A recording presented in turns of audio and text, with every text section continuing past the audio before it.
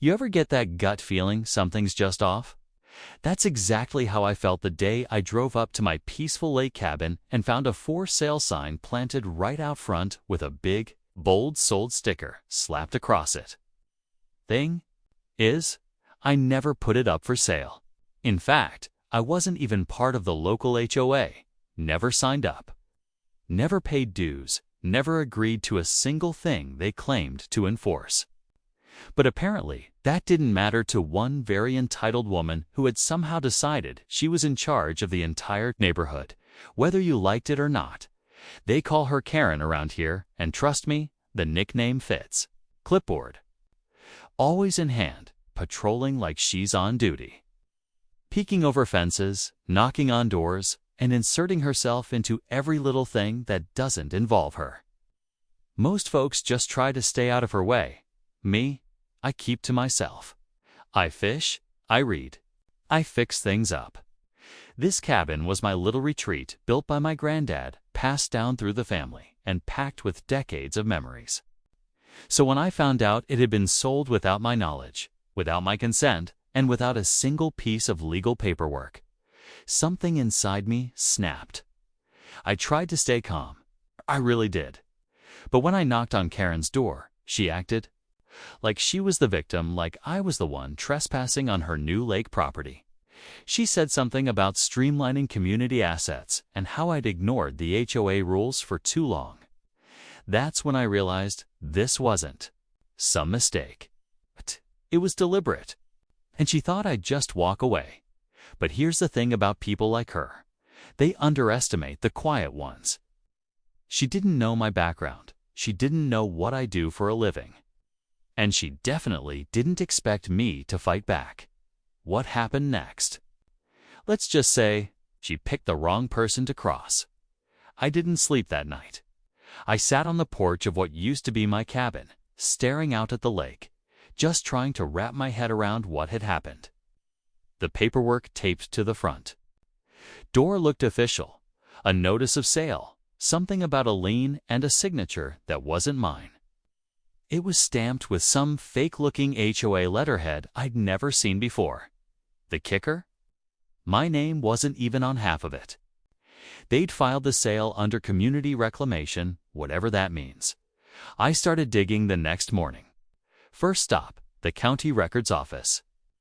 The folks there were polite, but clearly confused when I asked if a homeowners association even had the authority to sell private property. Turns out, they don't. At least, not in this county. Not without a legal lien, and not without years of unpaid dues. But again, I wasn't even a member. I never signed any paperwork when I inherited the place. No one ever contacted me about joining. So how the hell did Karen pull this off? A couple of phone calls later, I found something even stranger. The HOA she claimed to run.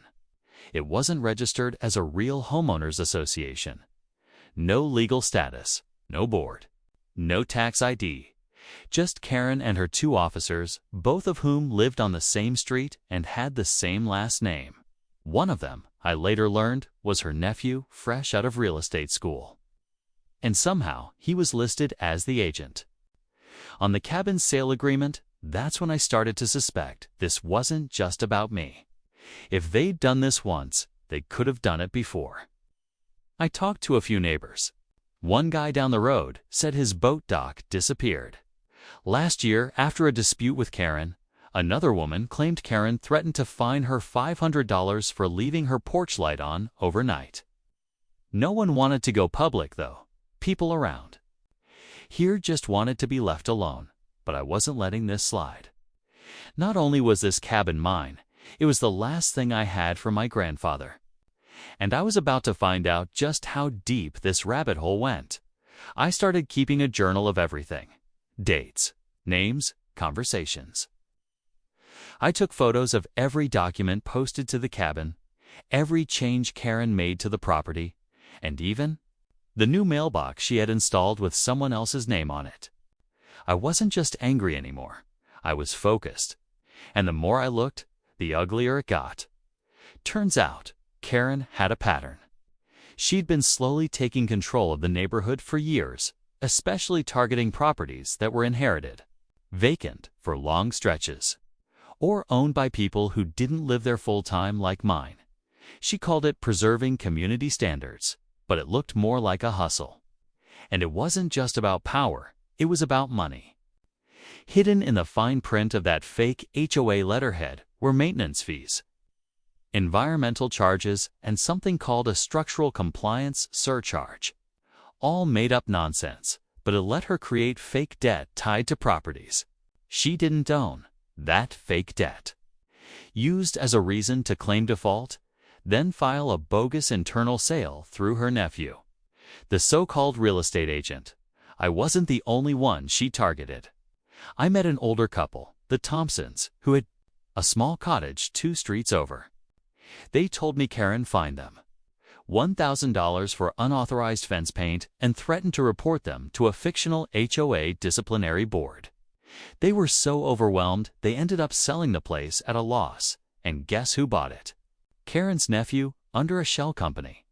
That's when I knew I had to go beyond just confronting her. This wasn't just personal anymore. She was preying on people, retirees, veterans, out-of-towners who didn't know their rights. I reached out to a local investigative reporter, someone who specialized in real estate scams and fraud. Met at a diner off the main road, and when I laid out everything, her eyes widened. She said this wasn't the first time she'd heard of this kind of scheme. We agreed to dig deeper together.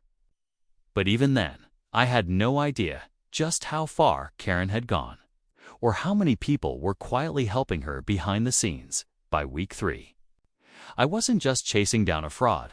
I was walking into something bigger than I'd imagined. The reporter, Megan, had pulled county deed records, and what she found was enough to make my stomach turn.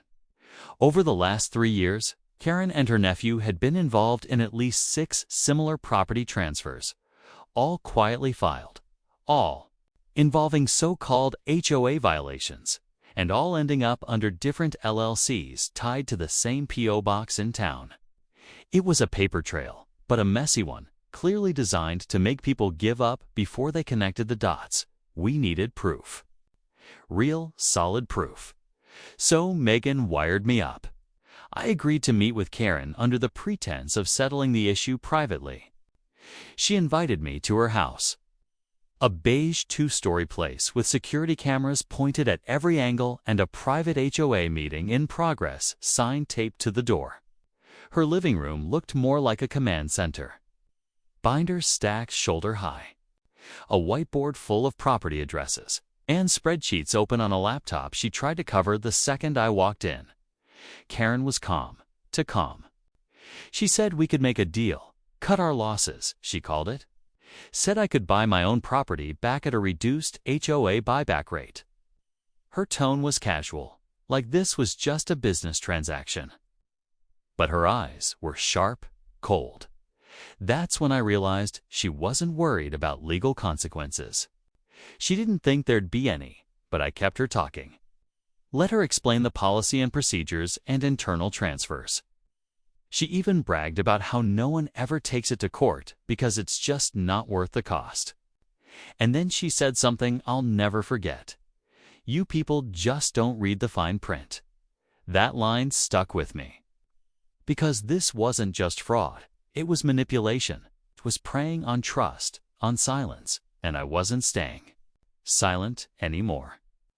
Megan was parked down the block, recording everything. But what we didn't know then was that someone else was watching us, and they had no intention of letting this go public. Just as I stepped off Karen's porch and walked down the gravel path toward Megan's car, I noticed something strange. A black SUV parked a few houses down, engine running, windows tinted. It hadn't been there when I arrived. Megan waved me over, but before I could even reach the passenger door, the SUV slowly pulled away and disappeared around the bend. No plates on the back. We both just looked at each other. She said, "You saw that too, right?" I nodded, suddenly, feeling like we were in way over our heads. Back at her office, Megan uploaded the audio from our meeting. It was clear, damning, and enough to raise red flags. But just as she was about to save the files to her backup drive, her computer froze, completely unresponsive. Moments later, the screen turned black. Then the office lights flickered. She looked at me, confused. That's never happened before. The next morning, I woke up to find a certified letter slipped under my motel room door. No postage, no return address. Inside was a single page. Drop this, or the next person to disappear won't be a vacation cabin. No name, just that line. That's when the second twist hit me. This wasn't just Karen. It was bigger. Someone else was involved. Someone with access, reach, and enough confidence to threaten people without hiding. I went back through the fake documents and noticed something we'd missed. Several signatures from officials, all traced back to a retired judge who once handled property disputes in this county. Megan dug deeper and discovered he now ran a private arbitration firm, which just so happened to resolve every single case. Related to Karen's HOA claims, we were staring at something that reached beyond a neighborhood scam. This was an organized small-town power circle using HOA rules as a cover for property theft. And now they knew we were onto them. The stakes had shifted. It wasn't just about my cabin anymore. We were up against people with influence who knew how to bury stories and people and one row.